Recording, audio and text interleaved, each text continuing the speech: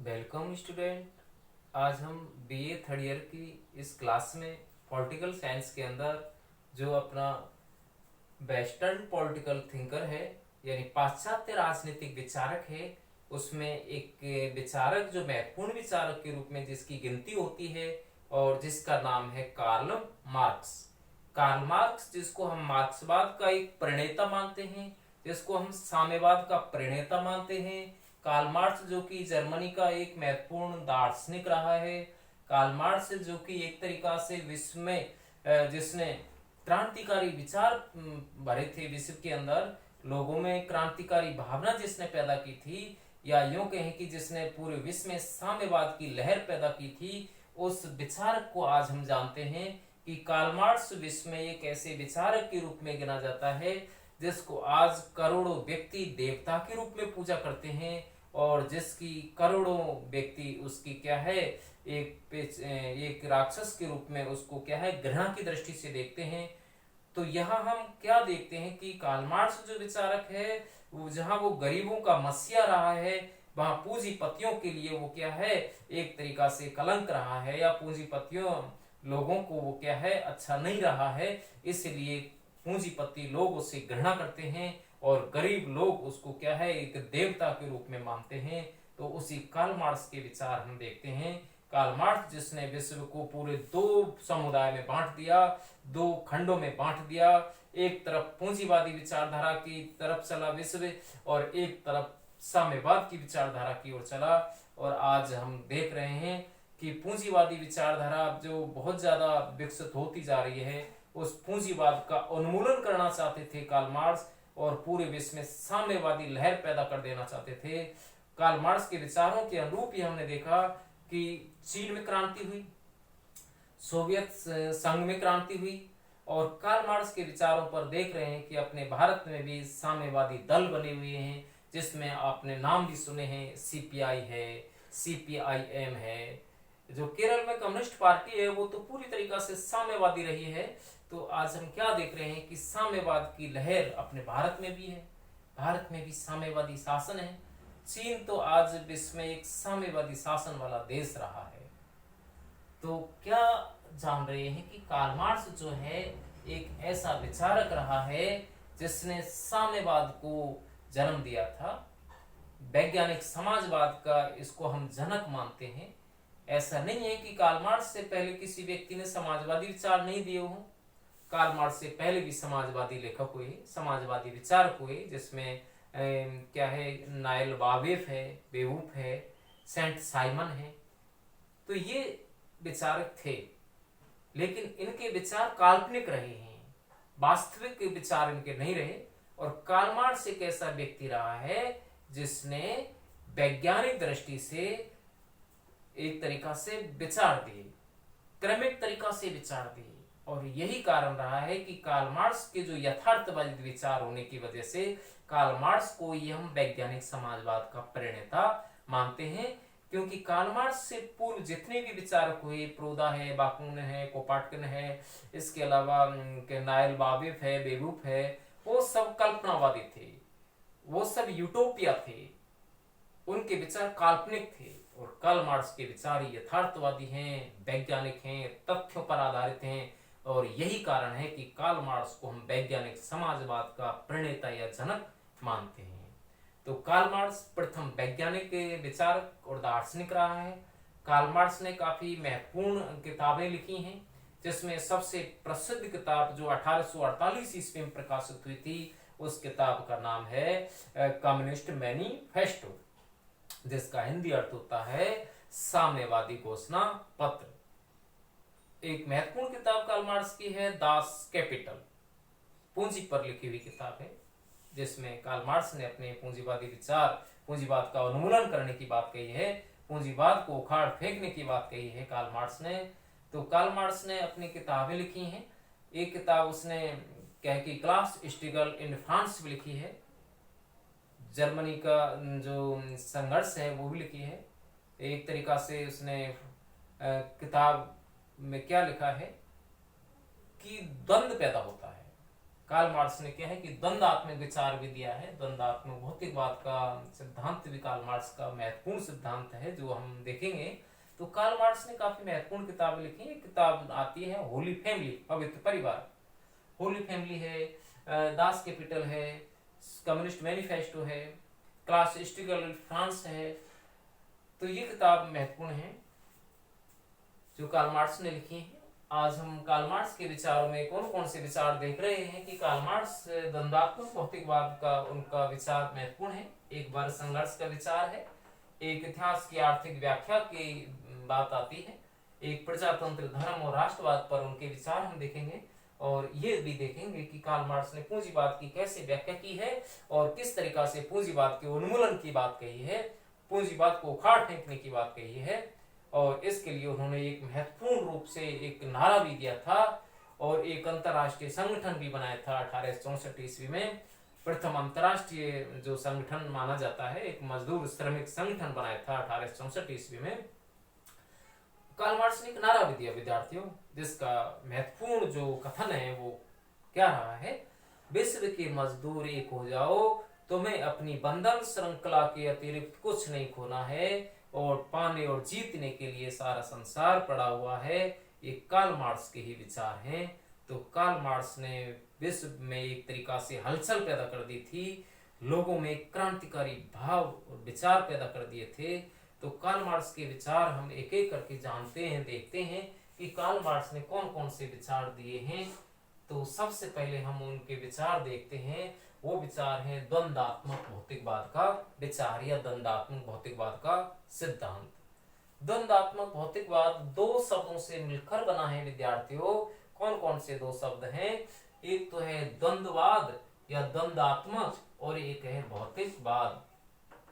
द्वंद्ववाद का जो विचार है कार्ल मार्क्स ने, देखो विद्यार्थियों, एक हीगल नाम का विद्यार्थी है, हीगल से ये विचार लिया है। यह आदर्शवादी विचारक है। हीगल आदर्शवादी विचारक में गिनती होती है हीगल की।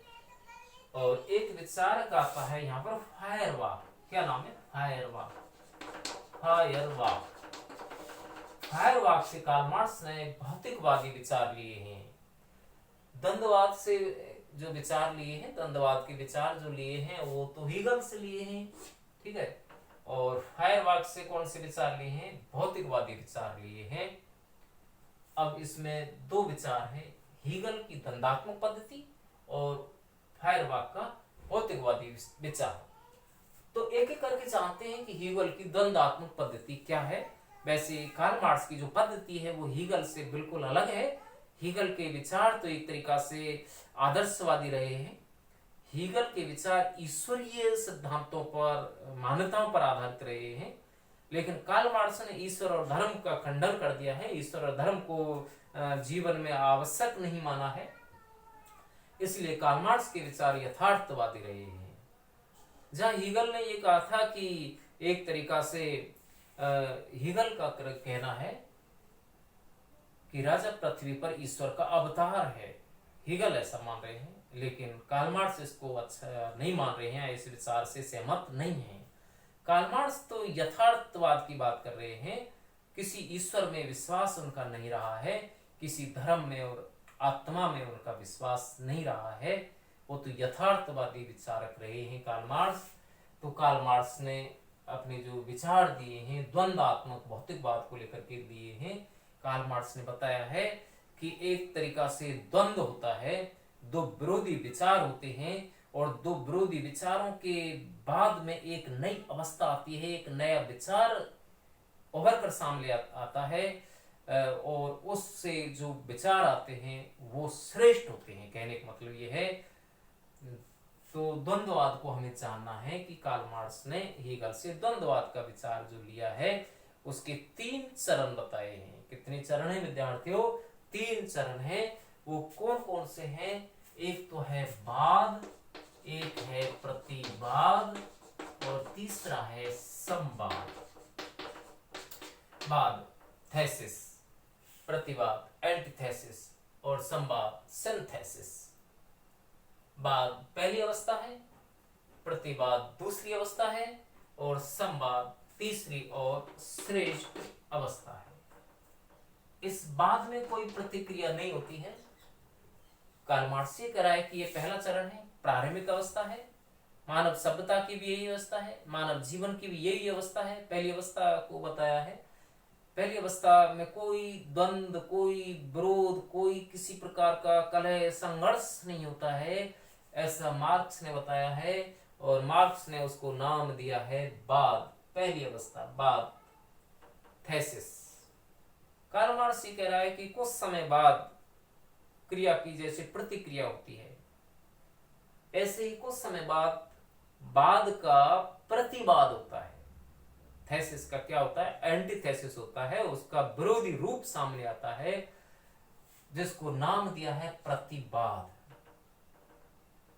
कार्ल मार्क्स ये भी कह रहा है कि ना तो वाद पूर्ण है ना प्रतिवाद पूर्ण है, और वाद और प्रतिवाद दोनों की क्रिया और प्रतिक्रिया स्वरूप एक नई अवस्था आती है, तीसरी अवस्था आती है, जिसको नाम दिया है संवाद, सिंथेसिस, मिली जुली अवस्था, दोनों का संश्लेषित रूप।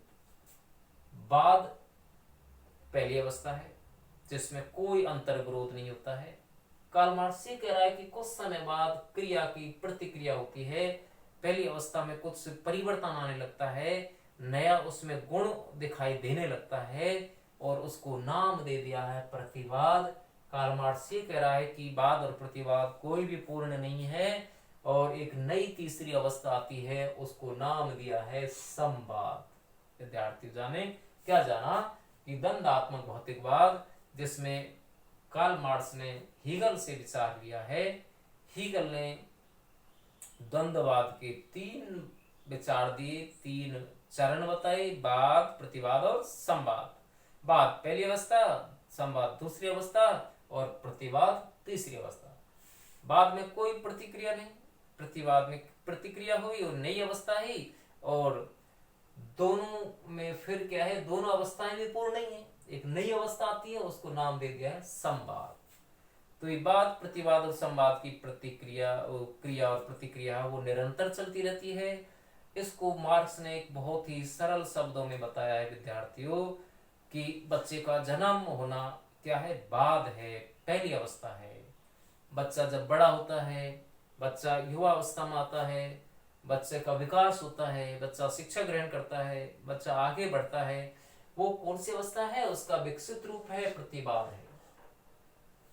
एक दिन बालक जो बड़ा हुआ, बालक जो प्रौढ़ हुआ, एक दिन बालक वृद्ध होगा, और उस वृद्धावस्था के रहते हुए धीरे धीरे उसके जीवन का भी अंत हो जाएगा, यानी वो एक अंतिम अवस्था में पहुंच जाएगा, जर्जर वृद्ध अवस्था में पहुंच जाएगा।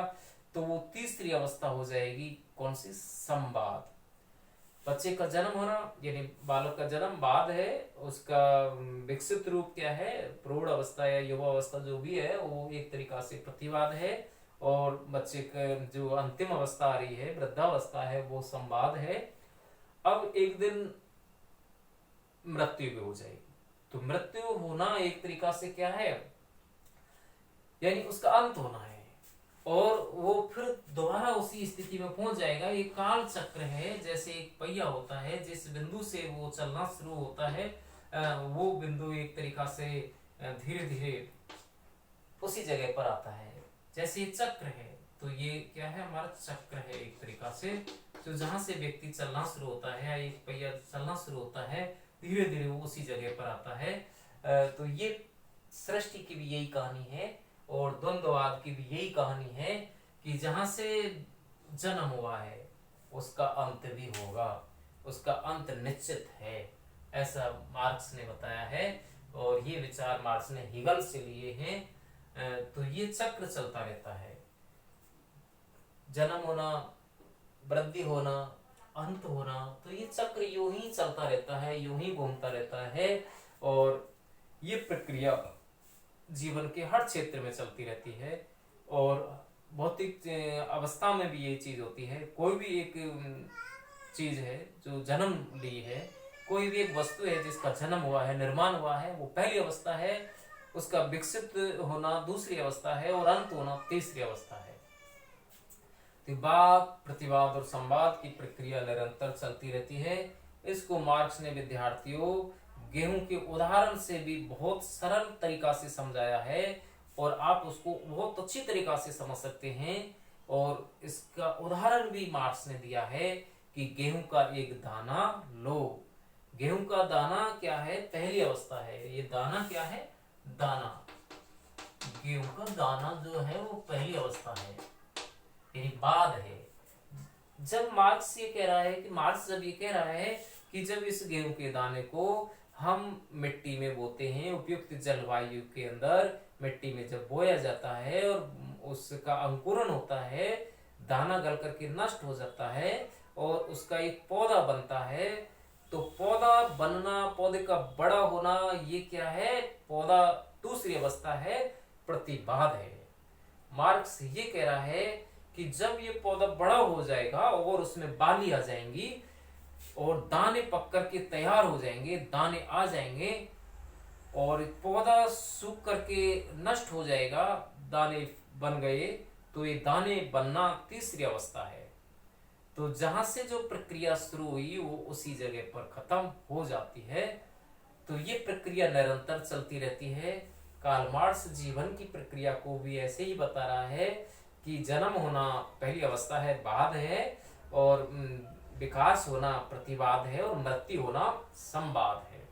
तो कार्ल मार्क्स ने बाद, प्रतिवाद और संवाद को इस द्वंद्वात्मक भौतिकवाद के माध्यम से समझाया है और ये विचार कार्ल मार्क्स ने हीगल से लिए हैं।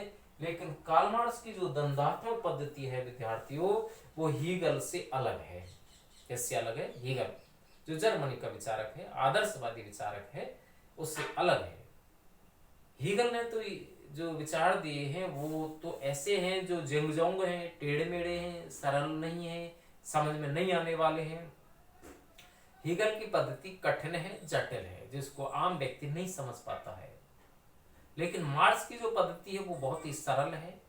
कार्ल मार्क्स ने इसीलिए तो अपने विचारों में क्या कह दिया है कि मेरी पद्धति न केवल हीगल से भिन्न है अपितु उसके विपरीत भी है। जहां हीगल में द्वंद्ववाद सिर के बल खड़ा था, वहां मैंने उस द्वंद्ववाद को सीधा करके पुनः पैरों के बल पर खड़ा कर दिया है, ऐसा मार्क्स कह रहे हैं।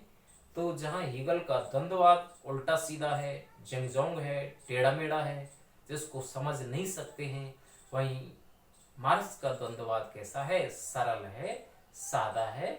बहुत ही सरल शब्दों में मार्क्स ने इसको गेहूं के उदाहरण से समझाया है। यदि समझ में नहीं आया है तो एक बार फिर से समझ लें। गेहूं का दाना लें, वो दाना एक पहली अवस्था है, प्रथम अवस्था है, बाद है। जब उसको उपयुक्त जलवायु में जमीन में बोएंगे तो वो पौधा क्या है? दूसरी अवस्था है, प्रतिवाद है। और उसका बड़ा होना, उसमें बाली आना, बाली आ जाएंगी, दाने पक करके तैयार हो जाएंगे, पौधा सूख करके नष्ट हो जाएगा, तो वो तीसरी अवस्था है। और ये चक्र निरंतर चलता रहता है, घूमता रहता है, ऐसा मार्क्स कह रहे हैं। तो कार्ल मार्क्स ने इस बाद, प्रतिवाद और संवाद को बहुत ही सरल शब्दों में समझाया है। बाद पहली अवस्था है और प्रतिवाद दूसरी अवस्था है और संवाद तीसरी अवस्था है। तो ये चक्र है जो यूं ही चलता रहता है, ऐसा मार्क्स ने बताया है। तो यह हमने द्वंद्वात्मक भौतिकवाद की बात कही है। अब इसकी कुछ आलोचना भी आती है, कुछ ऐसे आलोचक भी हुए हैं जो ये कहते हैं कि हीगल का ये जो विचार है ये एक तरीका से हर पहलू पर लागू नहीं होता है। तो इसीलिए कार्ल मार्क्स के विचारों की आलोचना बनती है। कुछ व्यक्ति इन्होंने आलोचना भी की है मार्क्स के विचारों की। तो वो विचार जो हम आलोचना के विचार हैं वो दूसरी वीडियो में देखेंगे। तब तक के लिए विद्यार्थियों धन्यवाद।